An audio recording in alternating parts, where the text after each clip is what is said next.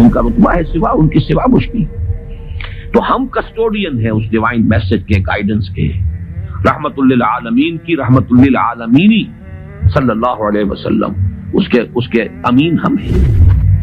اس اگر ڈائگنوسس درست ہے تو اب اس کا حل کیا ہے؟ پہلے تو یہ کہ اپنی ذمہ داری کو ہم پہچانیں۔ جس کا جتنا بڑا رتبہ ہے اس کی اتنی ہی بڑی ذمہ داری ہے، اور اگر وہ پہلو تو ہی کرے تو اتنی ہی سخت سزا کا مستوجب ہوتا ہے۔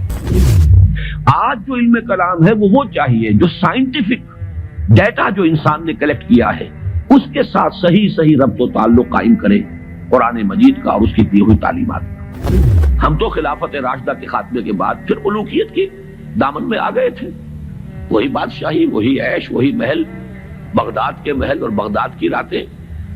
پھر اس کی بصیرت فراہم کرنی ہوگی۔ سود حرام ہے تو کیوں حرام ہے؟ اس کی قباحتیں کیا ہیں؟ یہ کس طور سے امبیلنس پیدا کرتا ہے معاشرے کے اندر، کس طریقے سے ارتکاز دولت پیدا کرتا ہے کہ آج تک سائنس کے کسی بھی شعبے میں کوئی ایسی دریافت نہیں ہوئی ہے جس نے قرآن مجید کی بیان کردہ کسی شے کو غلط ثابت کیا۔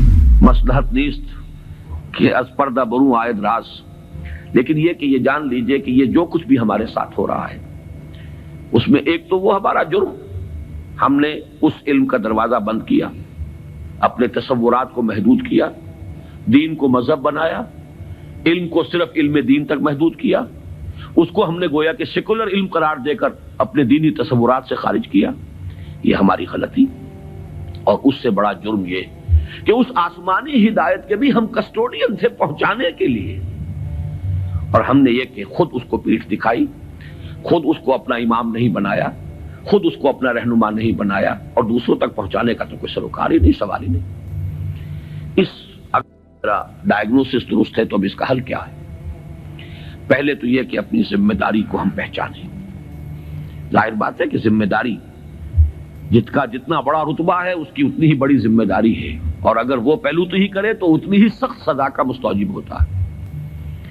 کمتر درجے کی ذمہ داری ہے، کوتاہی بھی ہو گئی ہے تو کمتر درجے کی سزا کفایت کر جائے گی۔ رتبہ بڑا ہے، جن کے رتبے ہیں بڑے ان کی سوا مشکل ہے، جن کا رتبہ ہے سوا ان کی سوا مشکل ہے۔ تو ہم کسٹوڈین ہیں اس ڈیوائن میسج کے، گائیڈنس کے، رحمت للعالمین کی رحمت للعالمینی صلی اللہ علیہ وسلم، اس کے امین ہم ہیں۔ لہذا پہلا کام تو یہ ہے ہمارے سامنے کہ اس علم کے اندر، جس کے لیے میں اب ایک لفظ استعمال کر رہا ہوں، اسلامائزیشن آف نالج، علم کو دوبارہ مسلمان کرو۔ یہ علم جو ہے، بڑی پیاری بات اقبال نے کہی تھی، عشق کی تیغ جگردار اڑا لی کس نے، علم کے ہاتھ میں خالی ہے میان ہے ساقی۔ بڑی پیاری تشبیہ ہے یہ۔ عشق سے مراد یہاں وہ ایمان ہے، ایمان کی وہ تیغ جگردار اس میان میں سے نکال لی گئی ہے، خالی نیام رہ گیا ہے۔ یہ پورا سائنٹیفک نالج جو ہے اس خالی نیام کے مانند ہے جس میں سے تلوار عشق نکال دی گئی۔ یہی تلوار عشق اس میں دوبارہ داخل کر دی جائے، ایمان کو اس علم کے ساتھ اگر شامل کر دیا جائے تو در حقیقت سارے مسائل کا حل ہو جائے۔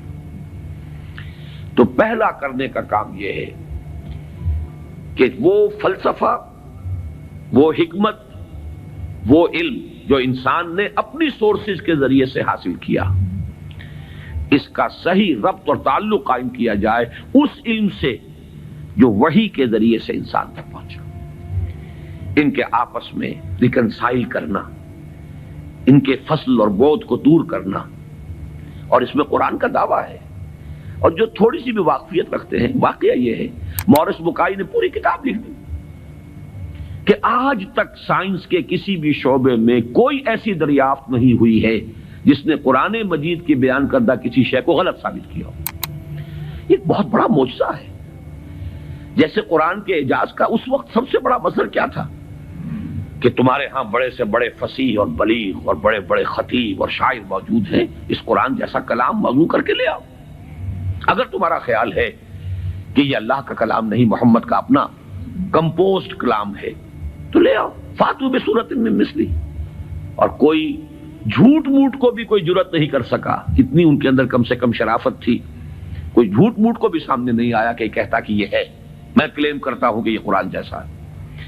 اسی طرح آج کا سب سے بڑا معجزہ یہ ہے کہ قرآن مجید 1400 برس قبل کی کتاب، اور آپ کے شاید علم میں ہوگا ٹورنٹو میں کینیڈا میں جو وہاں کی یونیورسٹی ہے اس میں جو ایمبریولوجی کے جو سب سے بڑے ماہر ہیں جن کی کہ ٹیکسٹ بک پوری دنیا میں چل رہی ہے ایمبریولوجی کی، علم جنین، حیران رہ گیا ہے وہ شخص کہ 1400 برس قبل جبکہ ابھی مائکروسکوپ کا کوئی وجود نہیں تھا، اتنی کریکٹ ڈسکرپشن ایمبریولوجی کے سٹیجز، اس قدر صحیح اس کی جو ہے ڈسکرپشن، یہ ڈسکرپشن کہ بچہ جو ہے ماں کے پیٹ میں 3 جھلیوں کے اندر 3 دیواروں فی ظلمات ثلاث پرورش پاتا ہے۔ ابھی تو کوئی ڈسیکشن نہیں ہوئی تھی ہیومن باڈی کے، یہ جو فزیولوجی ہے اور اناٹومی بھی اس کا علم انسان کو نہیں تھا، یہ حقائق کیسے آئے؟ اسی لیے قرآن کہتا ہے، اس کا دعویٰ ہے سنوریہم آیاتنا فی الآفاق وفی انفسہم حتی یتبین لہم انہ الحق، قریب انہیں دکھائیں گے اپنی نشانیاں اور آیات، آفاق میں بھی، ان کے اپنے اندر، اپنے نفس میں بھی، یہاں تک کہ یہ بات بالکل ثابت ہو جائے گی کہ قرآن حق ہے۔ پہلے ہمیں اسے برنگ آؤٹ کرنا ہے، اس کو سامنے لانا ہے، پھر یہ کہ وہ حکمت اور فلسفہ اور ادھر سے ایمان، جس کو کبھی مولانا روم نے کہا تھا چند خانی حکمت یونانیاں حکمت ایمانی آرا ہم بخاں، کب تک یونانیوں کی حکمت پڑھتے رہو گے، اس کا فلسفہ پڑھتے رہو گے؟ کبھی قرآن کا فلسفہ، قرآن نے جو حکمت سکھائی ہے اسے بھی پڑھو۔ یہ ریویلڈ نالج ہے، یہ ریویلڈ وزڈم ہے، یہ ایکوائرڈ نالج ہے، یہ ایکوائرڈ وزڈم ہے۔ ان دونوں کے درمیان ربط قائم ہونا چاہیے، جو علم کلام کا موضوع رہا ہے ہمیشہ۔ آج ضرورت ہے ایک نئے علم کلام کی، اس لیے کہ وہ قدیم علم کلام جو تھا وہ اس فلسفے کے حوالے سے تھا جس کی بنیاد منطق تھی۔ آج جو علم کلام ہے وہ چاہیے جو سائنٹیفک ڈیٹا جو انسان نے کلیکٹ کیا ہے اس کے ساتھ صحیح ربط و تعلق قائم کرے قرآن مجید کا اور اس کی دی ہوئی تعلیمات کا۔ اس سے یہ ہے کہ یہ گیپ جو ہے وہ برج ہوگا اور اس کے اندر ایک توحید کا رنگ پیدا ہوگا بجائے سنویت کے، یہ علم اور یہ علم اور۔ ایک بڑی سادہ سی مثال میں آپ کو دے رہا ہوں، ایک بڑے نیک نوجوان تھے، یہ کوئی 10-15 سال پرانی بات بتا رہا ہوں، MSc باٹنی انہوں نے کیا، ریلیجس ایکٹیوسٹ، بڑے میدان میں مذہب کے لیے بڑے جوش و خروش سے کام کرنے والے۔ میں نے ان سے پوچھا کہ آپ کا کیا خیال ہے ڈاروین کے نظریے کے بارے میں؟ کہنے لگے کفر ہے۔ میں نے تھوڑا سا پاز کیا، میں نے کہا ٹھیک ہے وہ کفر تو ہے، لیکن تم نے کیا ہے، وہ مجھ سے کافی چھوٹے ہیں عمر میں نے کہا تم نے کیا ہے MSc باٹنی، مجھے تو اس حوالے سے بتاؤ کہ جو اس بایولوجی کے فیلڈ میں اس کے لیے جو دلائل ہیں، جو اس کے لیے شہادتیں ہیں، جو اس کے لیے ثبوت دیے گئے ہیں، ان کے بارے میں کیا رائے ہے؟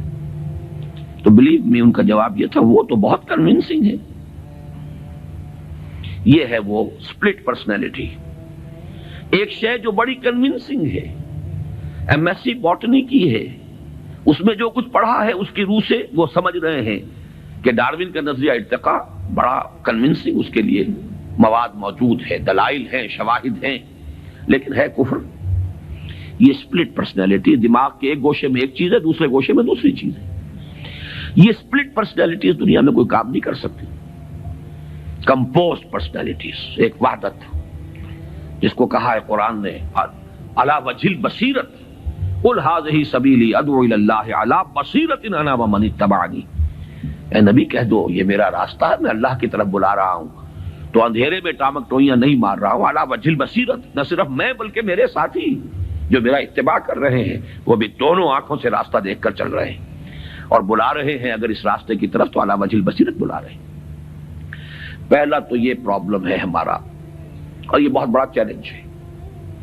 دوسرا پرابلم یہ ہے کہ یہ سوشل سائنسز میں اور جو سوشل انسٹیٹیوشنز ڈیولپ کیے ہیں انسان نے، اکنامک انسٹیٹیوشنز ہیں، پولیٹیکل انسٹیٹیوشنز ہیں، تھیوری آف اسٹیٹ ہے، پھر اس ریاست کے آرگنز ہیں، ایگزیکٹو ہے، جوڈیشری ہے، لیجسلیچر ہے، کہنے کو خیر چوتھا جو ہے پریس کو کہا جاتا ہے، لیکن 3 ہے بنیادی۔ یہ جو نوع انسانی نے جیسے سائنٹیفک ترقی کی ہے اسی طریقے سے انسٹیٹیوشنز ڈیولپ کیے ہیں، بڑی قربانیاں دی ہیں۔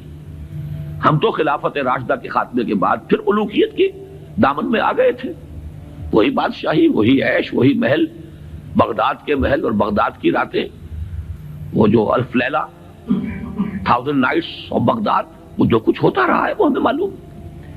یہ تو یورپ والوں نے خون دیا ہے، انہوں نے جانیں دی ہے، انہوں نے اسٹرگل کی ہے، تب بادشاہوں کے کلچز سے اپنے آپ کو چھڑایا ہے، انسٹیٹیوشنز ڈیولپ کیے ہیں۔ لیکن یہ کہ ان انسٹیٹیوشنز کو اب یا تو یہ ہے کہ بالکل ایک مرعوب ذہنیت کے ساتھ، ڈیفیٹسٹ مینٹیلٹی کے ساتھ جوں کا تو ہم ایکسپٹ کر رہے ہیں، یا یہ کہ ٹوٹلی ریجیکٹ کر رہے ہیں، حالانکہ دونوں چیزیں illogical ہیں۔ اس میں تجزیہ کرنا ہوگا کیا صحیح ہے کیا غلط ہے، کیا چیز کمپیٹیبل ہے دین کے ساتھ کیا نہیں ہے، پھر اس کی بصیرت فراہم کرنی ہوگی۔ سود حرام ہے تو کیوں حرام ہے، اس کی قباحتیں کیا ہیں، یہ کس طور سے امبیلنس پیدا کرتا ہے معاشرے کے اندر، کس طریقے سے ارتکاز دولت پیدا کرتا ہے، اور اس سے پھر فساد پیدا ہوگا۔ آخر کمیونزم بھی یوں ہی تو نہیں آ گیا تھا، it was not a bolt from the blue, یہ ریئیکشن تھا کیپٹلزم کا۔ اور اگر کیپٹلزم اور ننگا کیپٹلزم جاری رہا تو پھر کسی اور ریئیکشن کو وہ جنم دے گا، اسی کی کوکھ سے کوئی اور اینٹی تھیسس وجود میں آ جائے گا۔ جیسے ابھی آپ نے وہ KGB کے کوئی بڑے ڈبل ایجنٹ کا ابھی انٹرویو آپ نے پڑھا ہوگا، 1-2 دن پرانی بات ہی ہے، اس نے یہ کہا ہے کہ یہ ایک تجربہ تھا، ناکام ہو گیا، لیکن میں اس کے اوپر شرمندہ نہیں ہوں، یہ ایک بہت اچھا کام تھا جو ہو رہا تھا، اور یقیناً بہت خیر اس سے وجود میں آیا ہے۔